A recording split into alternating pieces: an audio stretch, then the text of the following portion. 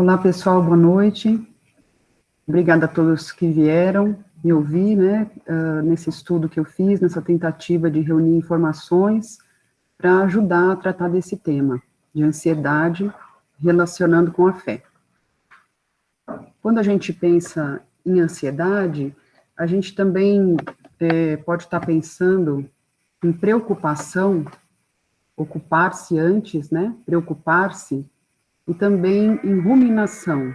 Essa palavra é um pouco menos frequente, menos conhecida da gente usar, e ela é usada no meio dos terapeutas para falar dos pensamentos repetitivos, ineficazes para resolver os problemas, e que ficam revisando e revisando coisas que se passaram, com mais frequência até coisas assim, a própria depressão, o próprio estado atual da pessoa, que é, então, ficar ruminando esses pensamentos de maneira improdutiva e que fazem piorar a situação. E preocupar-se com as coisas futuras. Então, é ficar não ocupado, mas antes da hora que a coisa aconteça ou não, a gente já ficar envolvido com isso. Então, essas duas palavras podem estar vistas dentro da ansiedade.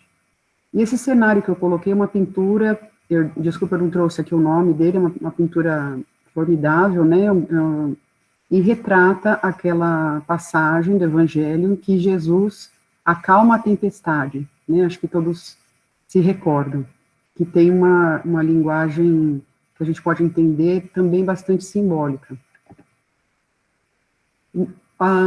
Tudo que eu tiver pesquisado e que eu tenha referência, eu vou citar sempre, né, e tem coisas que foram da minha própria conclusão, né, do meu sentimento a respeito das coisas.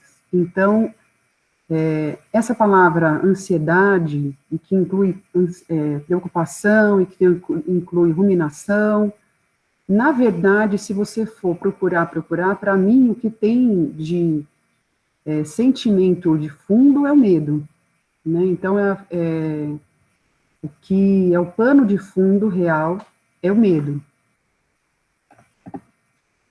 Nós vamos falar hoje, especialmente, de ansiedade exacerbada, ou ansiedade patológica, ou transtornos de ansiedade, porque a ansiedade em si não é um problema. Mais para frente eu vou explicar melhor, né? Então, o título certo da palestra, vamos dizer, do que nós vamos falar hoje, é a ansiedade quando ela é exacerbada, quando ela acaba nos trazendo mal.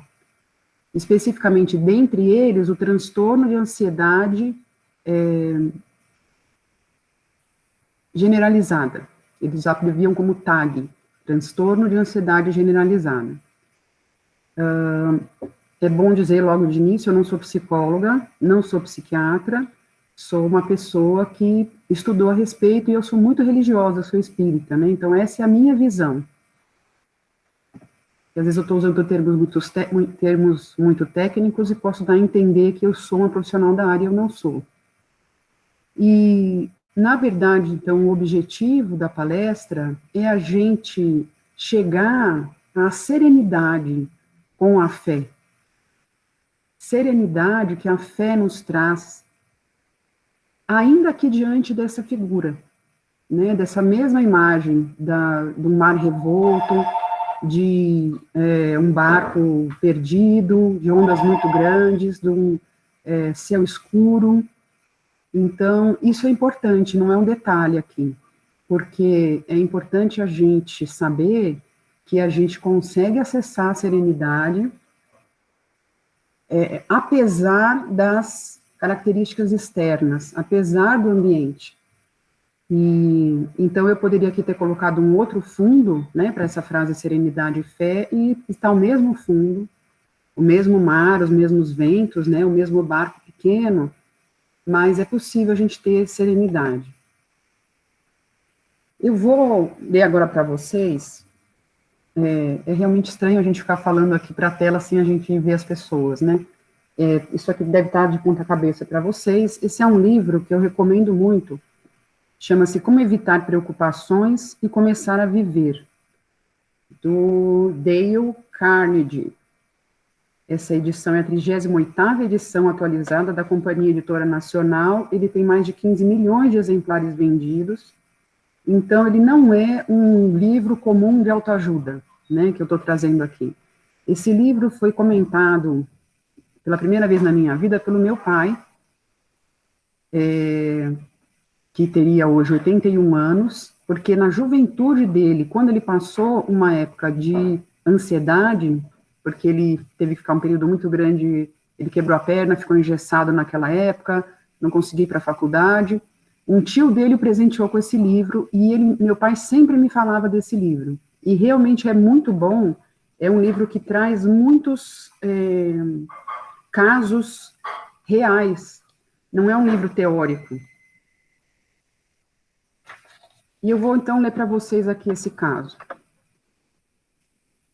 Em abril de 1945, esse rapaz que estava na Europa, ou seja, no fim da Segunda Guerra Mundial, era um americano, disse o seguinte: consegui, à custa de preocupações e inquietações, chegar a um estado que os médicos chamam de spasmodic transverse colon, estado que causa uma dor forte. Se a guerra não houvesse terminado quando terminou, estou certo de que teria tido um completo esgotamento físico. Eu estava completamente exausto. Eu era oficial não comissionado da 94ª Divisão de Infantaria. Meu trabalho consistia em organizar e manter registros de todos os homens mortos em ação, desaparecidos em campanhas e hospitalizados. Tinha ainda de ajudar a desenterrar os corpos tanto dos soldados aliados como dos inimigos mortos em combate, e que haviam sido sepultados apressadamente durante o auge da batalha em covas rasas. Precisava reunir os objetos pertencentes a esses homens e providenciar para que esses objetos fossem enviados aos pais ou parentes mais próximos, os quais poderiam atribuir grande valor afetivo a tais objetos. Veja como ele está pensando. Sentia-me constantemente preocupado, com receio de que pudéssemos estar cometendo erros sérios e embaraçosos. Então, olha o medo da exposição, né, e os erros sérios. Estava preocupado quanto a saber se eu chegaria ou não ao fim de tudo aquilo. Ele já estava duvidando que ele conseguisse chegar. Punha-me a pensar angustiado se viveria até o momento de carregar nos braços o meu filho único, um filho de 16 meses que eu nunca vira. Ele estava longe de casa, sem descansos, né, sem intervalos, longe da família, longe do afeto das pessoas que ele gostava.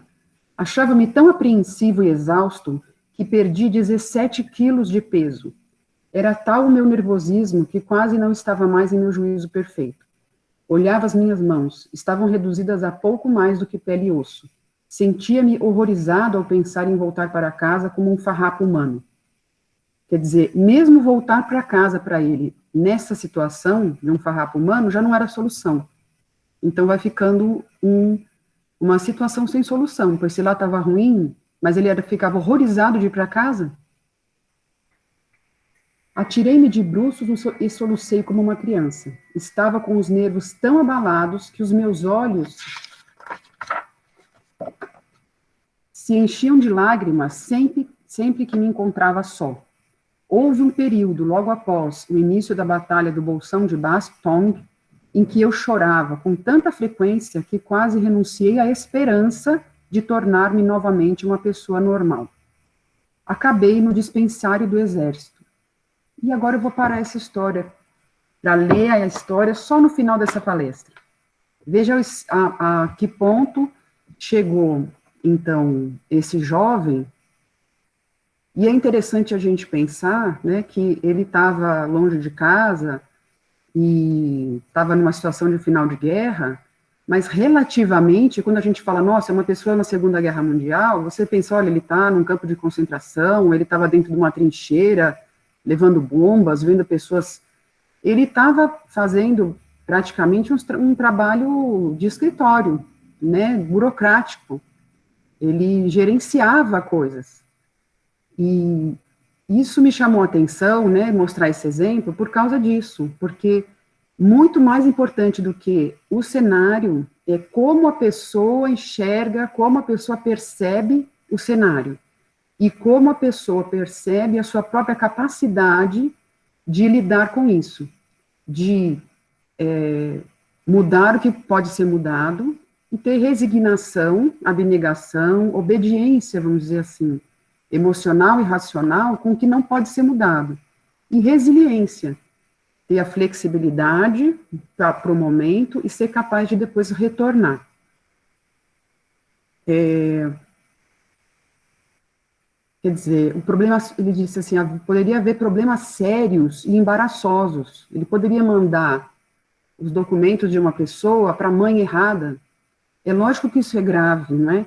Mas perto de um cenário de guerra, que ele devia estar sabendo, né? O filho dele, pelo menos, estava a salvo nos Estados Unidos, enquanto tantas pessoas estavam perdendo os filhos na guerra.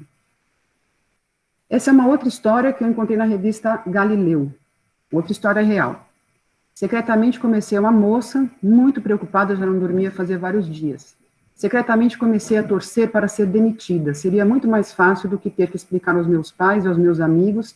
Olha, veja a preocupação com a imagem. Ela está preocupada com o que os pais e os amigos vão pensar. Seria muito mais fácil do que ter que explicar aos meus pais e aos meus amigos que eu havia pedido demissão do tal emprego dos sonhos. Mais fácil do que admitir que, ao contrário dos meus colegas, eu não lidava bem com a pressão, ou seja, ela se comparando com os colegas.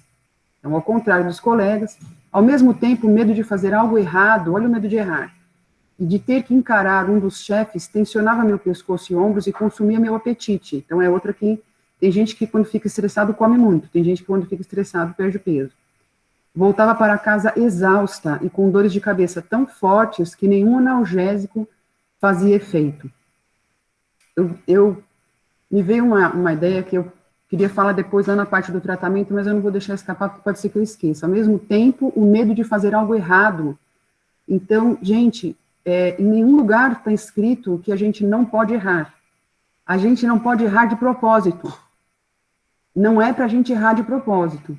Mas errar tentando acertar, errar tentando fazer o bem, errar tentando abrir uma empresa para dar emprego para os outros, errar tentando melhorar a forma que alguma coisa é feita, é assim que a evolução acontece.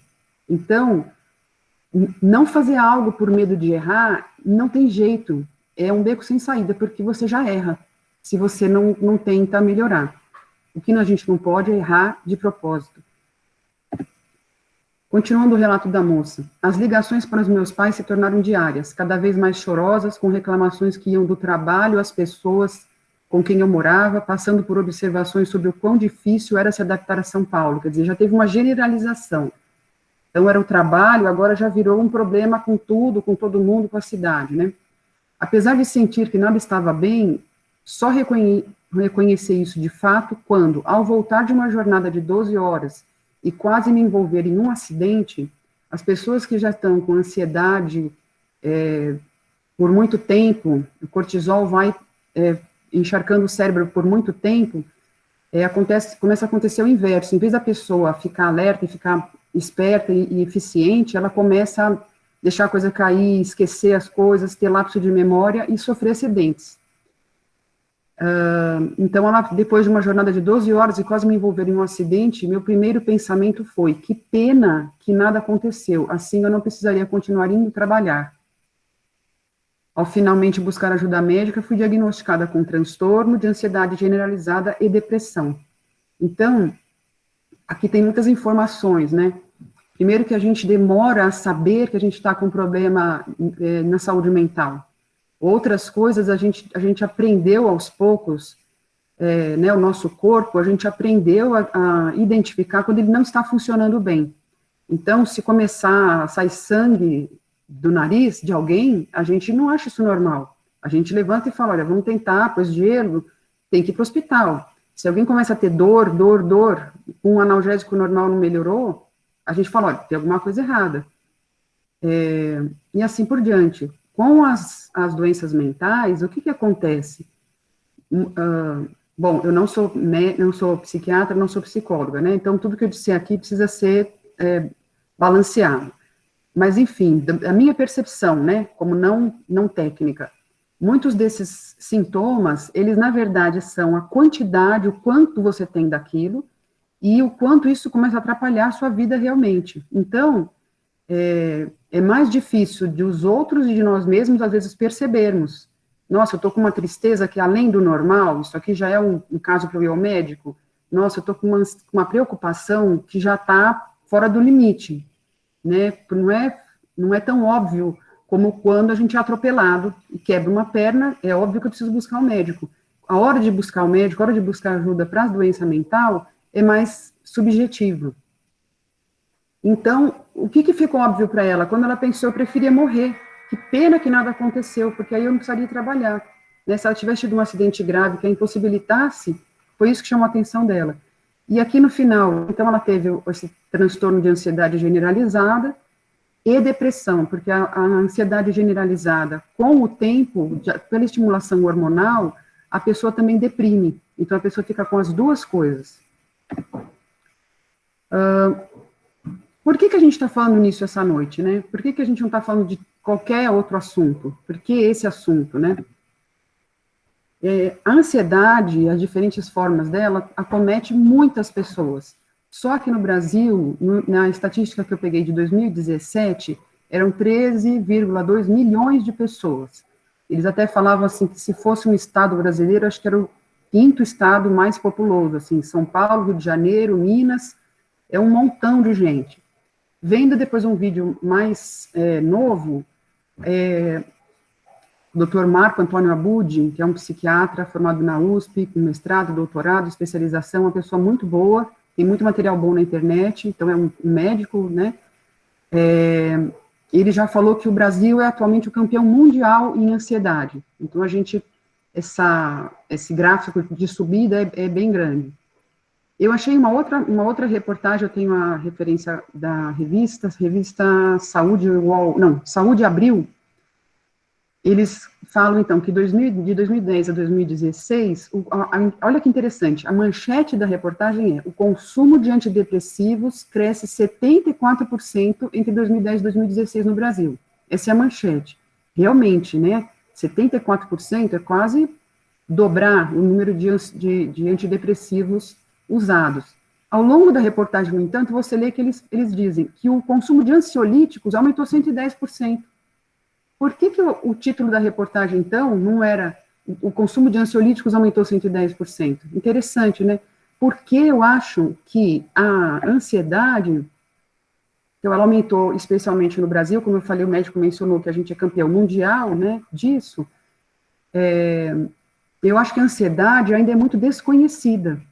Eu mesma sempre ouvi falar de depressão, e as pessoas falando que depressão é uma doença, que depressão precisa ser tratada, a gente ouve falar muito de depressão, e acho até por isso que a reportagem foi, olha, o consumo de antidepressivos aumentou 74%. E de ansiedade, eu não sabia, eu achava que ficar ansioso é assim, eu vou ter uma prova, eu fico ansioso. Nossa, eu vou fazer a palestra, assim, dá aquele medinho, né, dá, assim, aquela tensão, você se sente, assim, tenso, preocupado, alerta, né, essa sensação. E, realmente, a ansiedade normal, a ansiedade não patológica é isso. Eu não conhecia, quando eu tinha pessoas até do meu relacionamento que falavam, nossa, eu estou passando muita ansiedade, eu estou sofrendo com ansiedade, eu fui no psiquiatra por causa de ansiedade. Eu falava, nossa, né, que coisa. Eu não fazia ideia do tanto de sofrimento que tem dentro da ansiedade, como a moça relatou, e como aquele outro rapaz anterior, né, que eu falei que ele emagreceu 17 quilos, e ele ficava horrorizado de pensar nisso, horrorizado de errar, foi parar estava ficando inviável, né. E é isso, as pessoas comuns sabem muito pouco sobre essa outra ansiedade, ansiedade tóxica, ansiedade exacerbada, ansiedade patológica. Então, por isso que nós estamos falando de ansiedade hoje, porque ela é uma doença importante, que traz muito sofrimento, é muito prevalente e está em crescimento muito grande, especialmente no Brasil. Por que falar dentro de um centro espírita? Né? Porque ela é uma doença. Eu poderia fazer uma palestra a diabetes e o centro espírita, né? A alergia a amendoim e a fé. Né? Por que está falando dentro de um centro espírita a gente está falando desse assunto? Em 2018, aqui em Jaboticabal, na Câmara dos Vereadores, um grupo de profissionais de saúde, psiquiatras, psicólogos, né, eles promoveram uma reunião chamando toda a comunidade de Jaboticabal, no Setembro Amarelo, e pedindo ajuda, falando, olha, o problema do suicídio, de tentativas de suicídio, de doença mental, de depressão, de ansiedade, está enorme, está enorme. E os profissionais de saúde não vão dar conta sozinhos. Nós precisamos que todos os atores sociais se envolvam, as escolas, os clubes, as associações, os veículos de arte e as casas religiosas também, né? Por que não? Então, precisamos todos nos informar mais sobre isso, para a gente conseguir ajudarmos uns aos outros e verificar também o que a gente tem feito, né? Dentro desse, qual está sendo a nossa atuação. Olha a gravidade disso, né? Foi um dos artigos que eu li, eu tenho a referência, e eles diziam que a cada 5 suicídios, desculpa, está errado aqui, eu escrevi suicídio, mas está errado. A cada 5 casos de depressão grave, 4 eles têm origem em transtornos de ansiedade prolongada. Então, se a gente começa a falar de transtorno de ansiedade, se vai indo, você vai também acabar tendo que tratar de depressão. Os transtornos mentais podem ser muito influenciados pelo meio ambiente.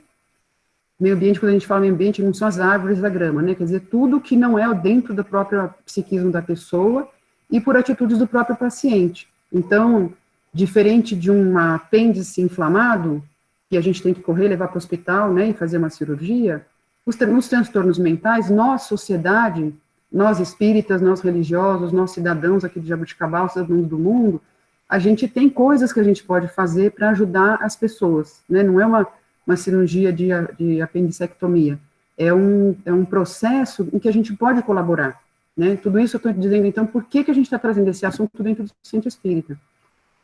Especialmente as instituições religiosas, elas têm a colaborar porque elas acreditam que, além das causas que os médicos, que os psicólogos relatam, a gente ainda tem mais um fator, que é o fator espiritual. Em cada religião, né, as pessoas têm uma abordagem, e dentro do espiritismo, a gente crê que a gente nunca está sozinho. Então, nas nossas boas ações, nos nossos momentos inspirados, quando a gente... Desculpa, eu bati a perna, deve ter tremido a câmera. Nos nossos momentos inspirados, a gente está acompanhado de Deus, dos enviados de Jesus, e quando a gente está num caminho escuro, a gente está também com essas companhias espirituais, né?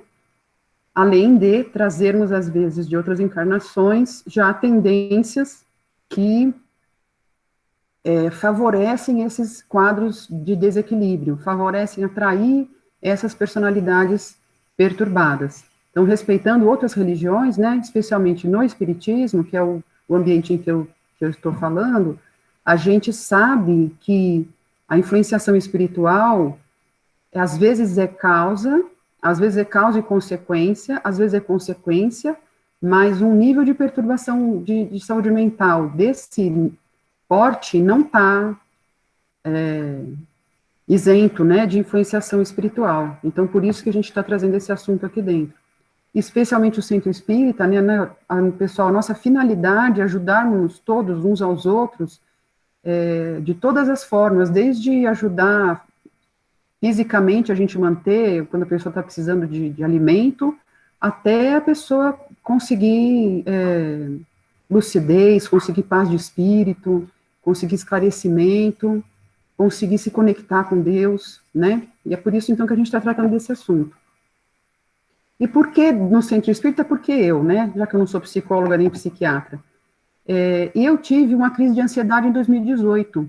Fiquei mega, super preocupada, fiquei assim, e além disso, eu fiquei surpresa, porque, como eu disse, eu não sabia que eu era uma pessoa ansiosa, eu não sabia que existia isso, que existia a gente ser preocupado além da conta, e a gente vê as coisas assim, distorcidas de tão preocupada que a gente fica, né?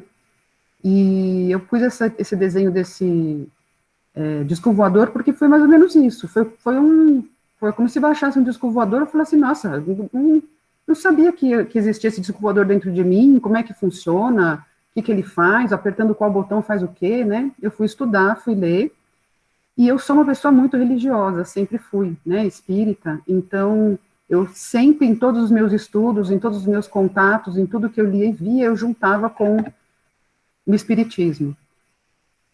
Então, numa palestra normal, né, quando a gente vai falar de um assunto, a gente fala, bom, então vamos lá, eu vou falar o que é isso, quais os tipos que tem. Eu sou veterinária, não sou psicóloga nem psiquiatra, mas a gente tem essa abordagem também, né? O que é, quais os subtipos, quais os sintomas, quais as causas, se a gente consegue, o quanto já se sabe, o quanto não se sabe, e os tratamentos. Eu aqui já reforço, então, as causas internas, porque é muito comum em todos os casos da nossa vida, a gente é muito, é como se fosse um escorregãozinho muito fácil da gente fazer, porque fica muito confortável a gente colocar a culpa em alguma coisa fora de nós. Então, é culpa da minha família, que quando eu era criança eles eram destrambelhados, é culpa da crise e a econômica, é culpa do transtorno, como é que chama?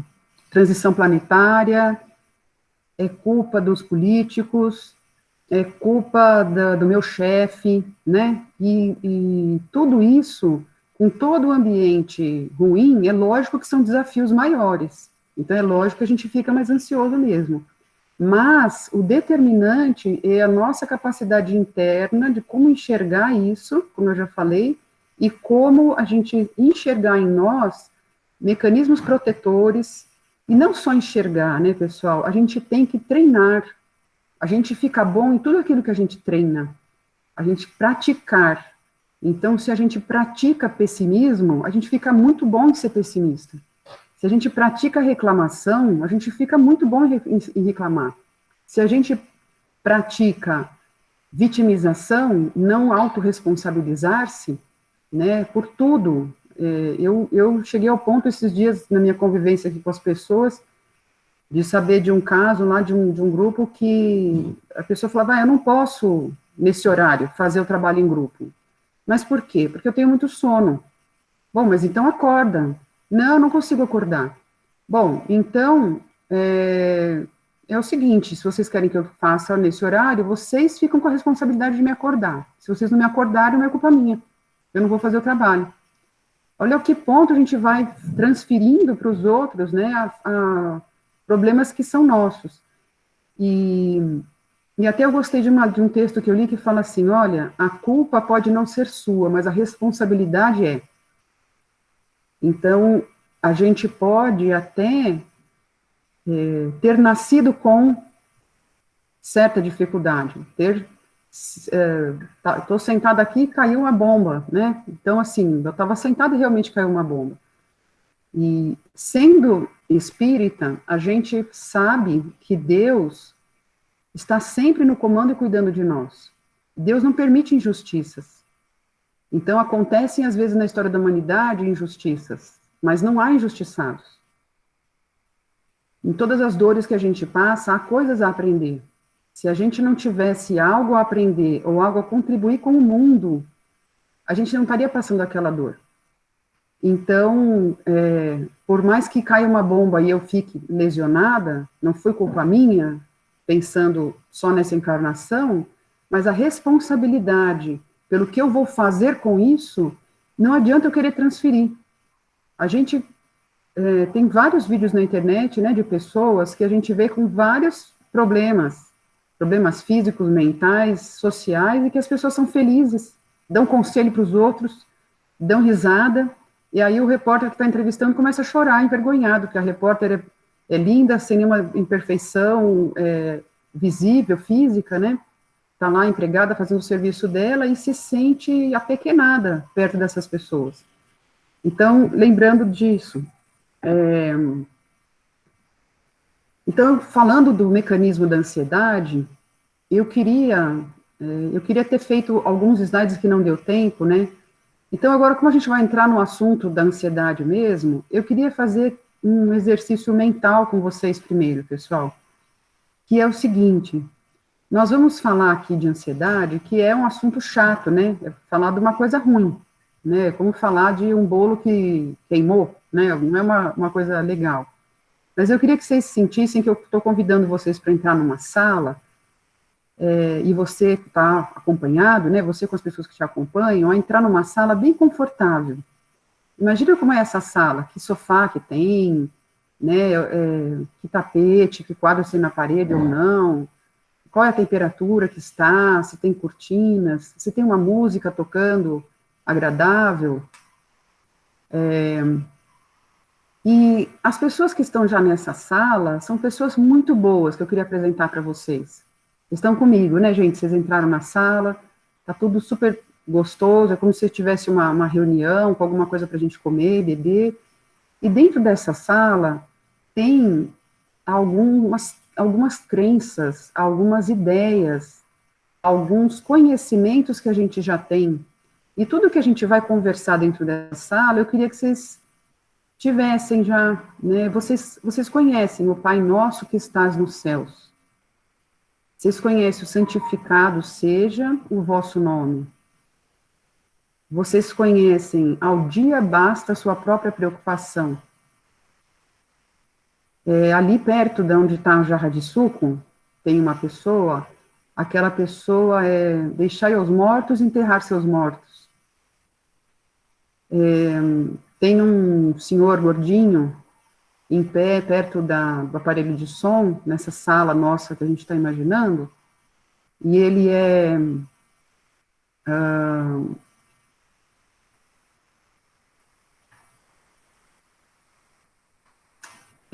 ainda que eu andasse pelo vale da sombra da morte, eu não temeria nada, né? Eu não lembro agora de cabeça tudo aquilo, mas aquela ideia, né, de que Deus cuida de nós, ainda em todos esses lugares que a gente esteja.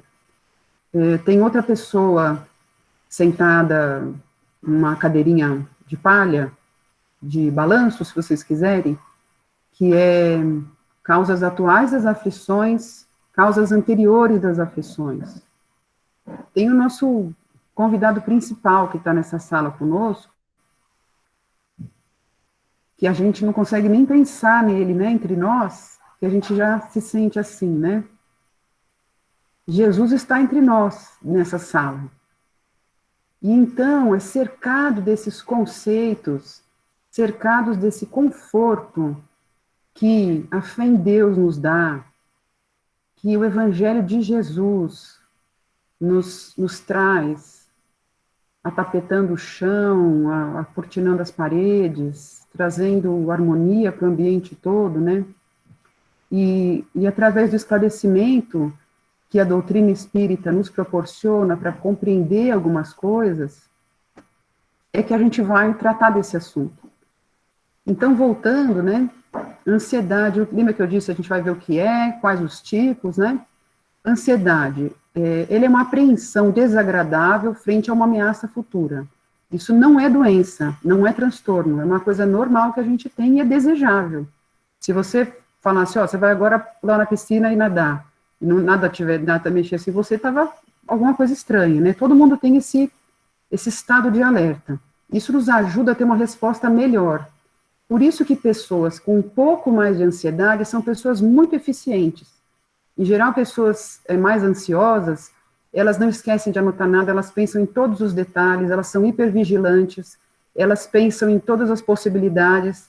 Então, se furar o pneu, para não atrasar, se hoje é dia da placa, a placa não vai do carro, se você está levando o passaporte da criança, se levou o remédio de alergia, né? São pessoas muito eficientes.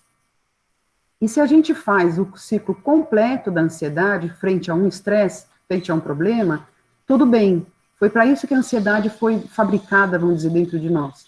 Então, se apresenta um problema, o nosso corpo responde com hormônios de adrenalina e cortisol, e a gente entra num estado, que vocês já devem ter ouvido falar, que em inglês eles chamam de, antes era 2 Fs, era flight or fight. Então, ou você briga, é o primeiro menininho bravo ali, ou você flight, você sai voando, eles estão dizendo.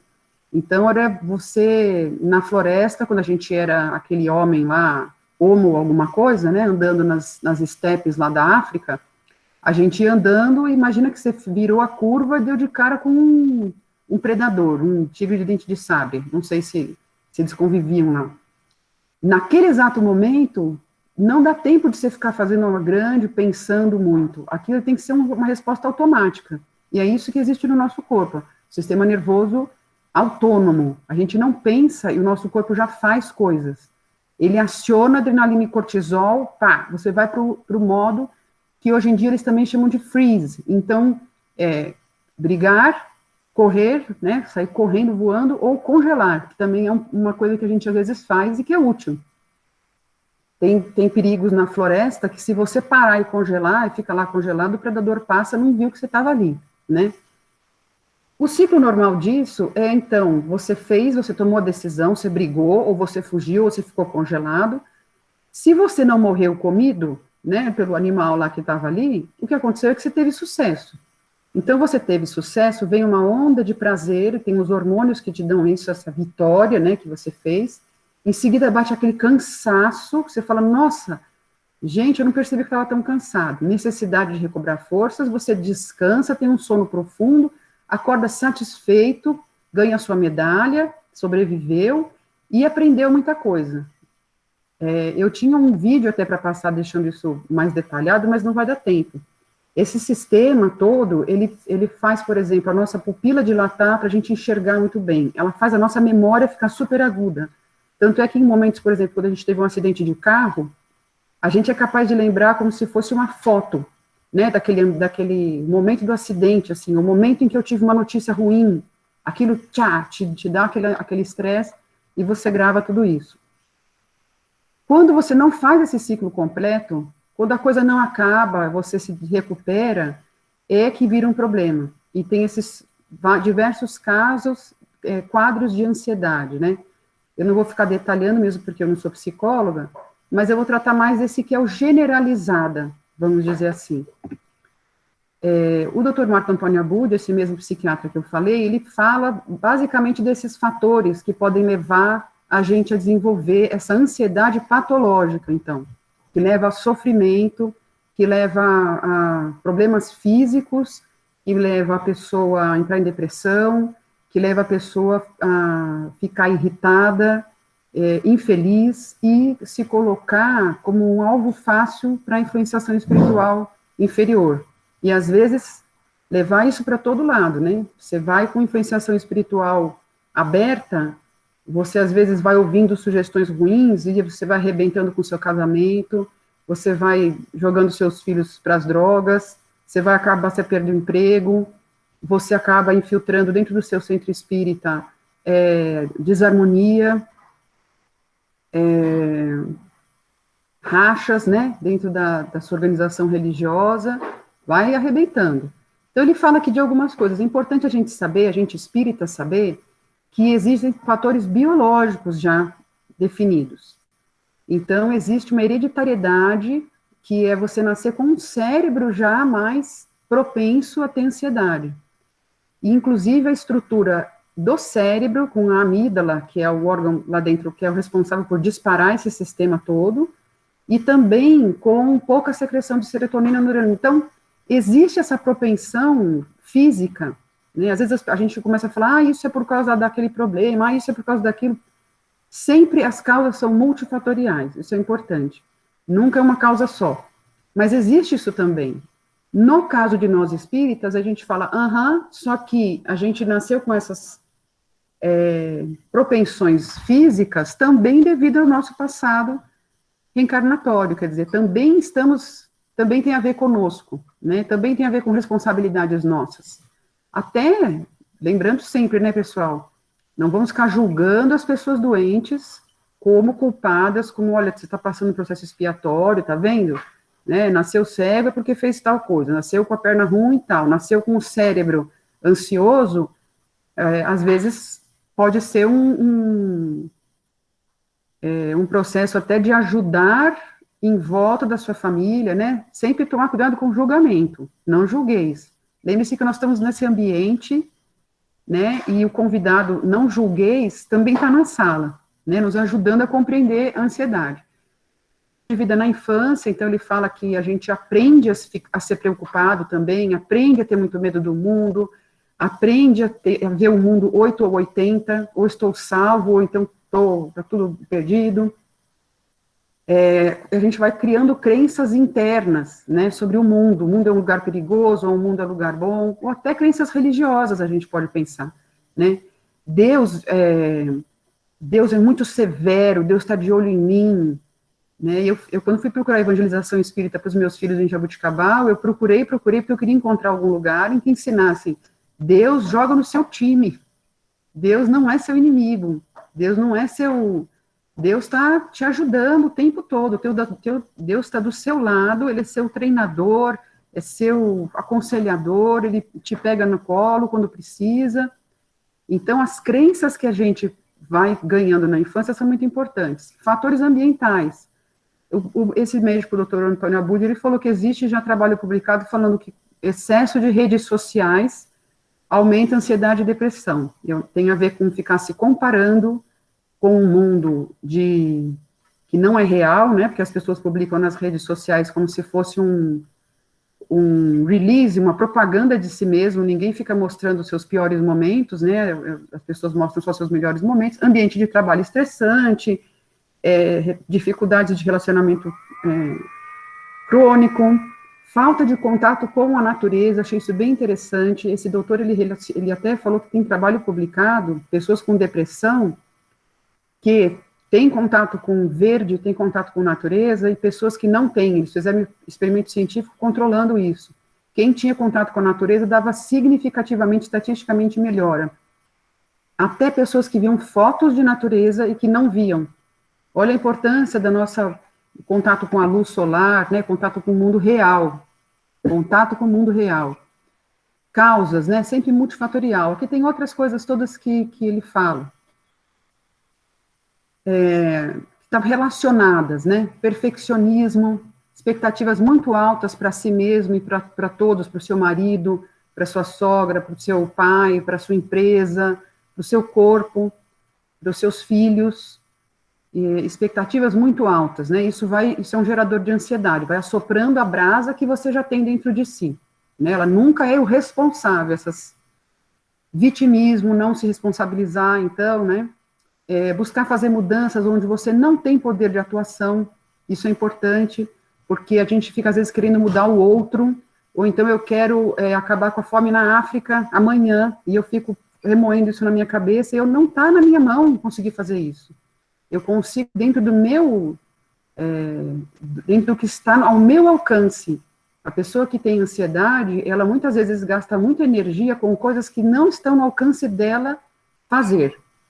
Preocupar-se em vez de ocupar-se, então a pessoa perde muito tempo pensando, ruminando, pensando, viver com pensamento no passado ou no futuro, não vivenciar o agora. Isso é uma coisa muito clara para o pessoal que eu li, né, para o pessoal da área médica. E a pessoa que tem ansiedade, ou ela fica ruminando pensamentos passados, ou ela fica preocupada com o futuro. E não aceitação da vida como ela é, rebeldia com as leis divinas. Eu vi uma palestra do Rossando Klinger que ele disse isso, ele falou, olha, as pessoas que me procuram no consultório, em geral, é o seguinte, se ela não teve um grande acontecimento, né, assim, uma separação, a morte de alguém, uma falência, uma atitude de violência, se ela não teve um grande evento assim, tudo que você vai indo, você vê uma rebeldia com a própria vida, é uma não aceitação da sua vida como ela é. A doutrina e as leis de Deus nos ajudam nisso. O seu pai e a sua mãe são os pais certos para você. O corpo físico que você tem era o corpo melhor para você no seu estágio atual de evolução. O lugar onde você nasceu, nas condições que você nasceu, os irmãos que você tem, Deus não errou em nada. E até a sua história de vida, as coisas que aconteceram, você já parou para pensar que se nada tivesse dado errado, você não seria você? Se meu avô não tivesse falido porque a Itália cortou comunicação com o Brasil na Segunda Guerra Mundial, ele não podia mais importar os perfumes, ele não teria, não é que ele faliu, ele fez concordata, ele pagou todas as contas, ele foi super honesto, e o meu pai me contou isso a vida inteira, de como meu avô foi honesto, foi justo, ele não passou a perna em ninguém, ele foi fechando o negócio, Isso eu trago comigo, né? Se ele não tivesse tido essa falência, mesmo as coisas que a gente encara como ruins, elas constroem quem nós somos hoje. Aceitar isso de verdade, não emburrado, com amor, aceitar os presentes todos da vida, né? Aceitar o que a vida nos trouxer, olhando sempre o que a gente tem a aprender com aquilo. Isso faz diminuir muito a ansiedade. Outra falta é a falta de propósito de vida.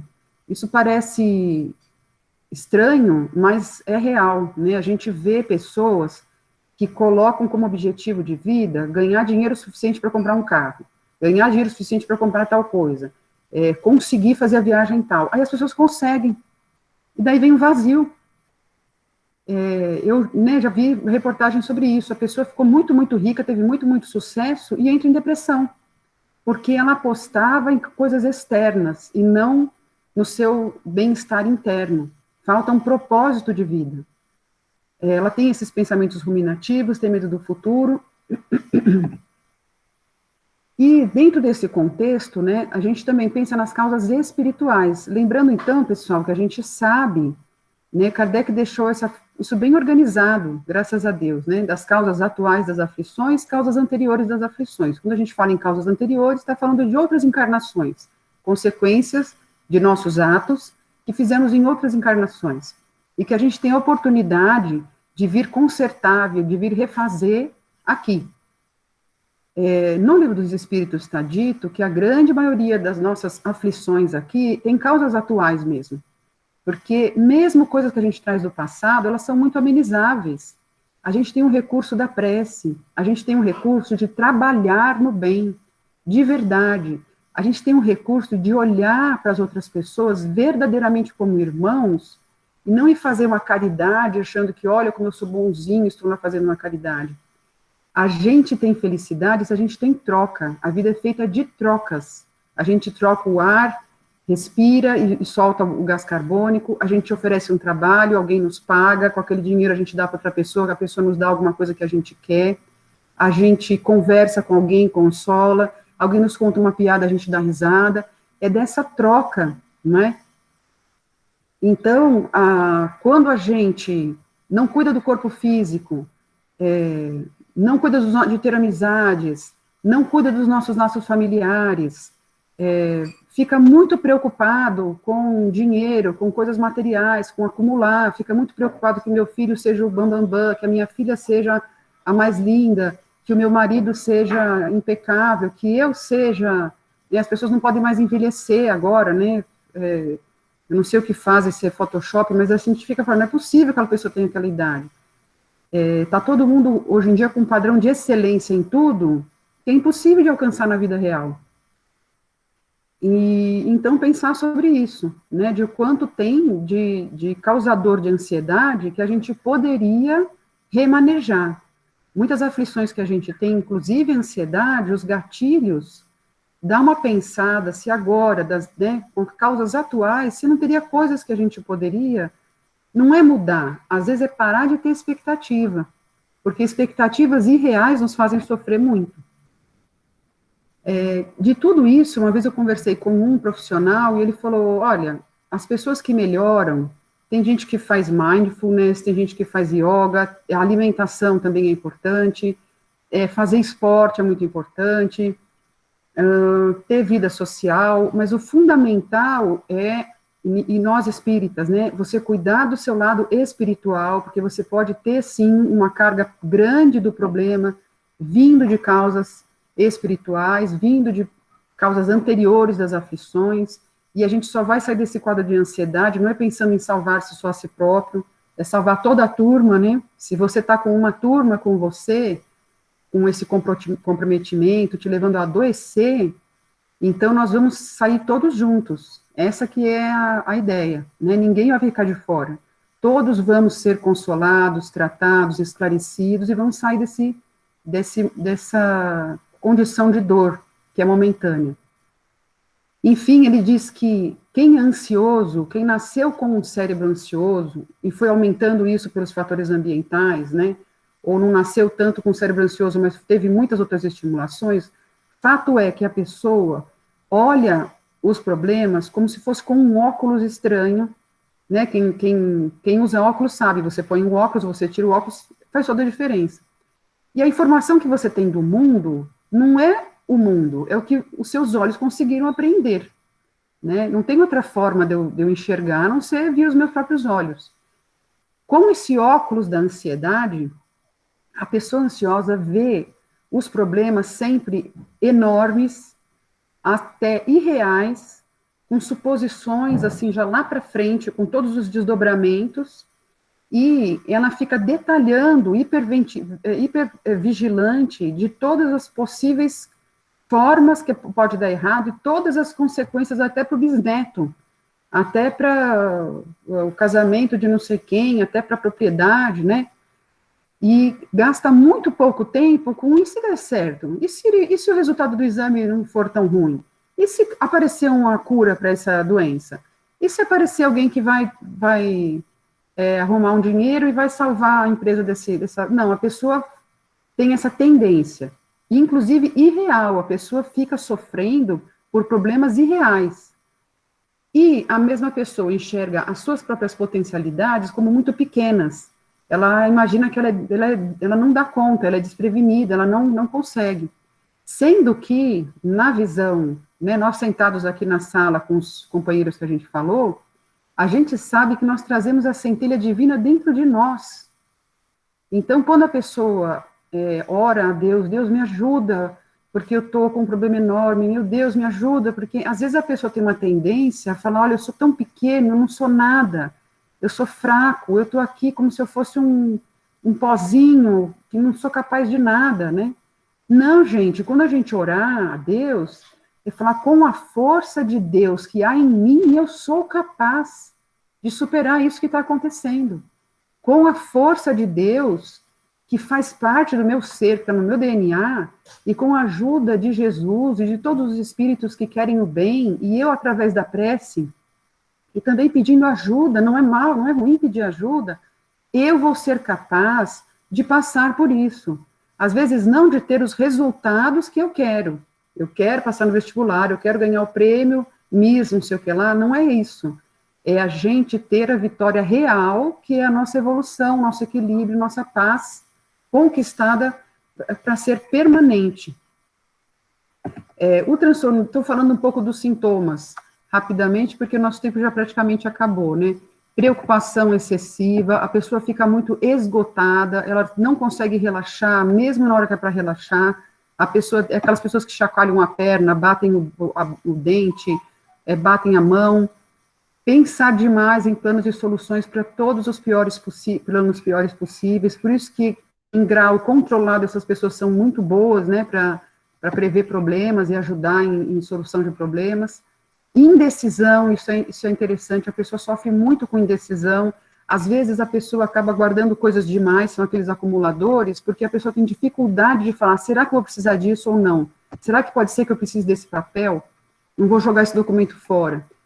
Começa a ter dificuldade de sono, percebe eventos ameaçadores quando não são, né? Então alguém telefona, alguém chega e fala assim, olha, aconteceu uma coisa que você não vai acreditar. A pessoa já pensa, alguém morreu. Não pensa assim, você ganhou a loteria, né? É uma coisa comum. Dificuldade de se concentrar e sensação de que a mente vai dar um branco. Essa dificuldade de concentração é muito típica e não é tão conhecida, né? A pessoa ansiosa começa a ficar ineficaz. Antes ela era muito produtiva e cai a produtividade. Ela também fica com irritação, porque também não dorme bem, tem suores, às vezes em horas erradas, dependendo da pessoa, tem diarreia, tem náusea. É até interessante, quando a gente vai buscar a palavra ansiedade, ansiar pode significar eu anseio que você venha, eu quero que você venha, mas também tem um significado, pode ser lido como anseio, me enoja, me dá ânsia de vômito, a pessoa vomita. Olha que interessante, como depende do grau. Às vezes eu quero ir na minha apresentação de balé, mas eu começo a ficar tão nervosa com a apresentação de balé que daí a palavra ansiar tem os dois sentidos opostos.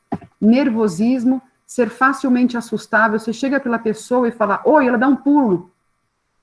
sendo que, né, era um dia normal. Você fala oi, ou cutuca o ombro da pessoa, a pessoa dá um pulo demais. Tremores, dores musculares, né, esse tipo de coisa também acontece.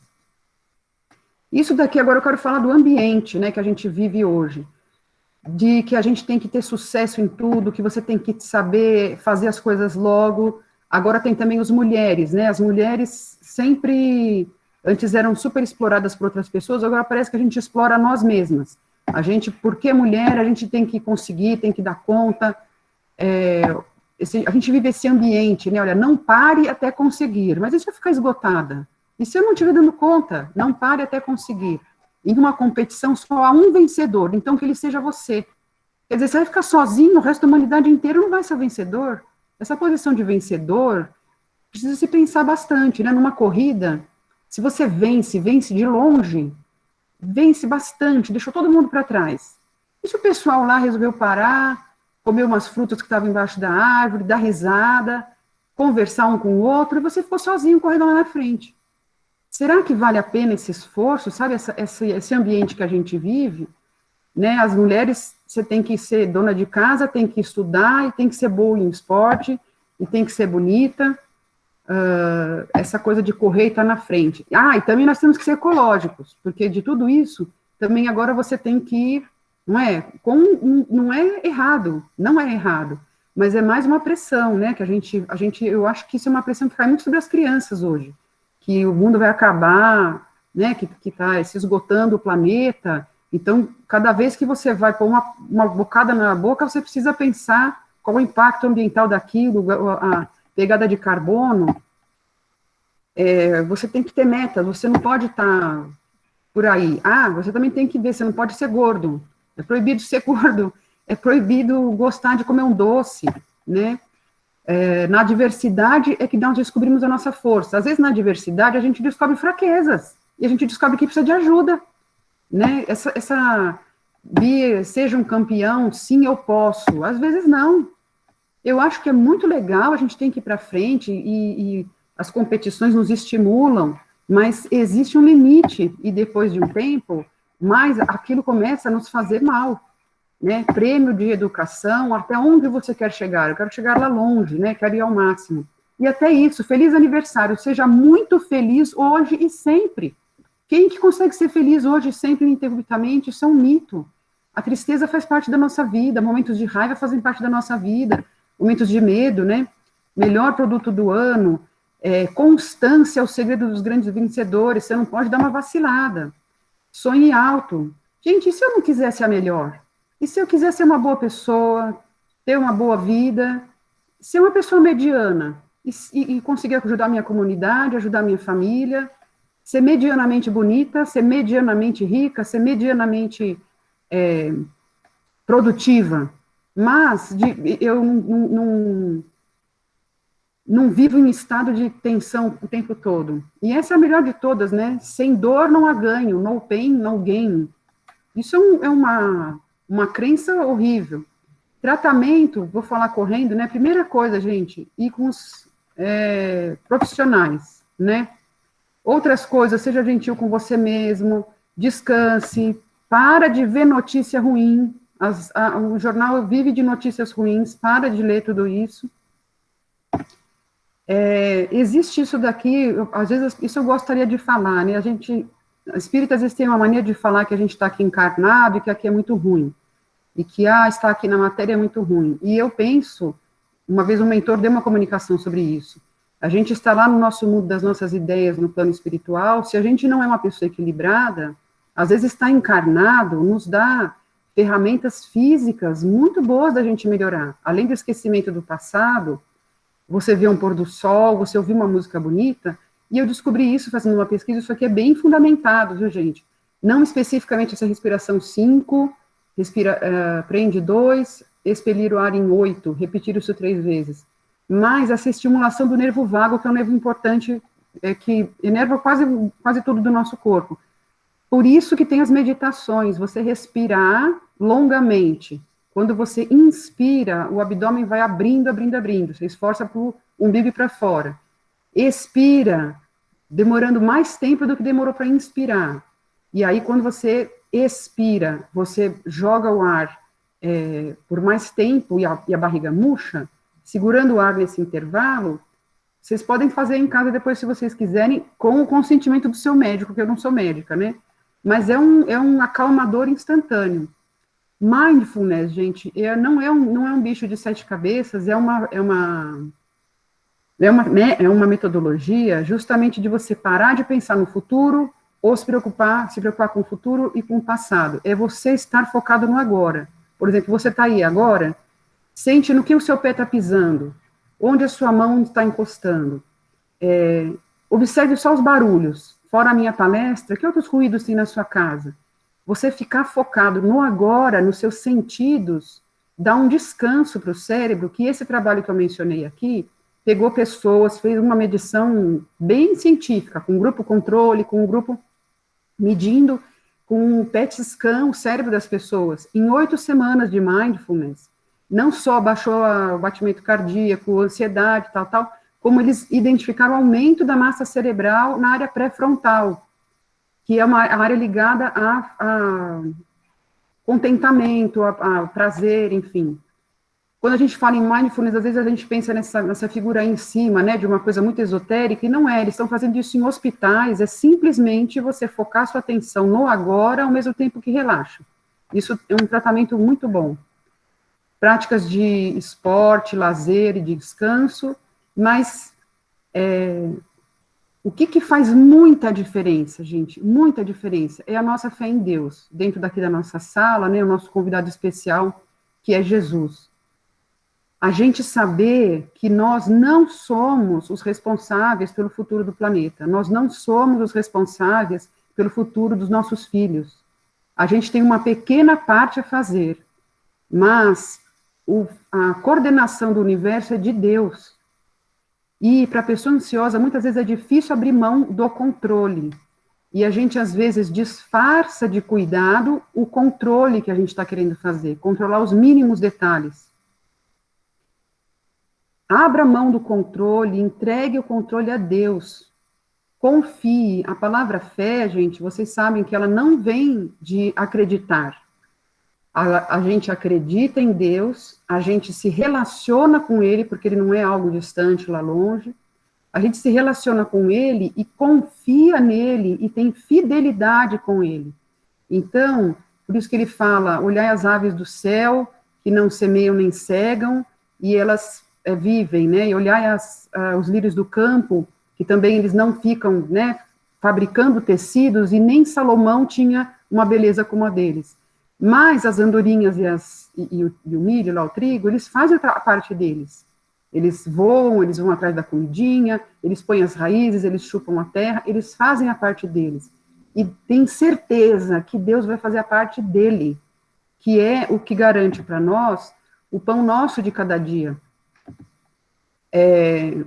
Se a sua paz depende de circunstâncias perfeitas, então não é paz, é controle. Então vamos prestar atenção nisso, porque se eu preciso que o Covid desapareça do planeta Terra, então não é fé, é controle. Deus sabe o que faz, e a nossa fé nos traz essa serenidade. Não se compare, você é uma obra única de Deus. Na sua família, se estivesse tocando uma música no seu dia a dia, que música seria? Todos juntos, engrenados, com uma música calma, com uma música que traz uma velocidade agradável, que não gera inquietação. Não é egoísmo você fazer da sua saúde mental uma prioridade. Tem horas que você vai falar, olha, eu preciso agora descansar. Eu tenho uma pergunta para fazer para você. Você sabe como está a Lua hoje? Se você olhou a Lua? Quanto tempo faz que você não olha para a Lua? Quanto tempo faz que você não olha para o céu com tempo só para contemplar? Sem nenhum objetivo? Quanto tempo a gente devia gastar quando a gente era homem das cavernas, lá, quando o nosso cérebro foi sendo selecionado, para a gente contemplar o céu? Que velocidade a gente usa hoje, né? A quantidade de informações todas ao mesmo tempo. Pense em uma só coisa de cada vez e todo o universo estará em paz. Desculpa que eu ultrapassei o horário, pessoal, peço desculpas mesmo, eu montei essa palestra pela primeira vez, e então eu não consegui dosar o que tinha e o que eu ia falar, né, mas não vai passar muito mais disso, mas estou pedindo desculpa mesmo. O que acontece? Eu acredito, essa é uma teoria minha, né, por que o Mindfulness funciona tanto, por que aquela técnica de respiração funciona tanto? Porque nós somos um equipamento físico que foi feito para trabalhar de uma forma. É como você pegar uma Ferrari, quem entende de carro aí sabe tudo que o carro tem de bom, e você joga no oceano. E aí você fica dentro do carro tentando fazer ele funcionar e morre afogado e fica reclamando do carro. O nosso cérebro foi feito, nós passávamos um tempão caçando e coletando, quando nós éramos homens das cavernas, né? A gente passava um tempão atento ao agora, onde estava o animal, em grupo, correndo no sol. Olha como era o nosso dia a dia. A gente fazia esporte, corria, tomava sol, em grupo, a gente se comunicava o tempo todo com olhares, com sinais, sempre prestando atenção no cheiro, no som, se tinha algum predador, será que eu vou pisar numa cobra? Quando estava coletando frutas, será que aqui tem uma abelha que pode me picar? Será que tem uma taturana que vai me queimar? Ah, tem uma caixa de mel, eu vou poder comer? A gente passava muito tempo ao ar livre, em contato com a natureza, em contato com a nossa família, fazendo esporte, tomando sol, comendo os alimentos da época, não alimentos estranhos, e a gente pensava uma coisa de cada vez. Né? O Homem das Cavernas ficava pensando, puxa, será que quando eu tiver 60 anos eu vou ter uma aposentadoria suficiente para pagar o plano de saúde? Se você prestar atenção, então você já está onde você quer chegar. Isso, quando a gente fala no meio espírita, precisa tomar cuidado, porque então fala, mas então não é para a gente evoluir? É para evoluir sempre, mas Deus não fez um plano em que a gente só vai ser feliz quando for um espírito perfeito. Nós só vamos ser plenamente felizes quando formos espíritos perfeitos. Mas é possível a gente ter felicidade agora se a gente prestar atenção e for grato ao que a gente já tem. Olha a alegria desse nenê, porque ele conseguiu pegar o pezinho. Ele está pleno dessa alegria, que é só essa, de ter pegado o pezinho. A gente já consegue estar nessa felicidade relativa muito boa já, né? Relativamente. Lembrando disso, gente, não há um caminho para a paz é o caminho, a gente nunca vai parar de evoluir. Então a gente não vai ser feliz só quando chegar lá. A gente tem que fazer uma coisa confortável já. Então justamente isso.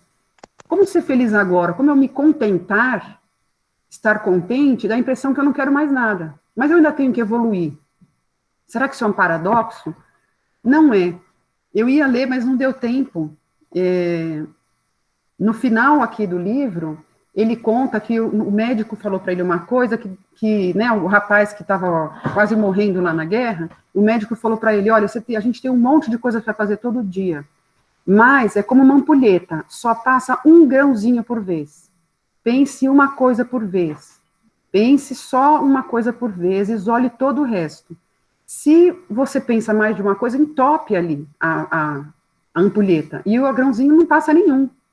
Então, essa é uma metodologia mental que a gente pode usar. E ele diz que sarou, ficou maravilhoso, e que até hoje ele usa isso até na empresa onde ele vive. Lembrando, então, que a paz é esse fluxo, né? A gente não pode ficar colocando sempre para frente, ainda não cheguei. Como é que a gente faz isso? Ficando fechadinho no nosso bondinho, pensando uma coisa de cada vez, selecionando a música, as pessoas, o que eu vou pensar, mais rumo à evolução. Então, respeitando a lei de evolução, lembrando de Jesus, deixa o passado para trás e o futuro, não andeis pensando no dia de amanhã, porque o dia de amanhã a si mesmo terá o seu cuidado, ao dia basta a sua própria aflição. Então, não é para a gente cuidar da aposentadoria, pessoal, não é para se planejar, mas não é a ponto de ficar aflito, né? É ter confiança que existe um bem maior. Viver com equilíbrio, ter repouso, lazer, ter autocuidado, pensar uma coisa de cada vez. Lembra do Evangelho? Obediência e resignação. É a maior sabedoria que a gente tem, porque a gente faz a nossa parte e aceita o planejamento de Deus. É o consentimento da razão e o consentimento da emoção. Enxergar um significado maior em tudo, ter um propósito de vida, ter o necessário. O necessário não é o necessário para a gente viver. O necessário é você ter o crachá dizendo, eu sou necessário. É importante para isso, a gente se sentir necessário à vida. Eu preciso levantar de manhã e fazer isso, fazer aquilo, usar minha criatividade, dar um beijo no meu filho, cumprimentar as minhas colegas de trabalho, ajudar o meu marido em alguma coisa que ele está precisando, terminar de escrever um texto joia. Eu sou necessário para o mundo, eu sou necessário para a vida. Isso é importante, manter-se a gente em troca. E, então, como a gente está em movimento, né, nessa nossa jornada, o que eu queria terminar é dizendo isso, que a gente tenhamos todos uma boa viagem, sempre, e que a gente tenha, então, a serenidade da fé, não esperando que não haja estresse, que não venham a ter problemas, mas que a gente tenha serenidade da fé, apesar das dificuldades externas. Mil desculpas pelo horário, gente.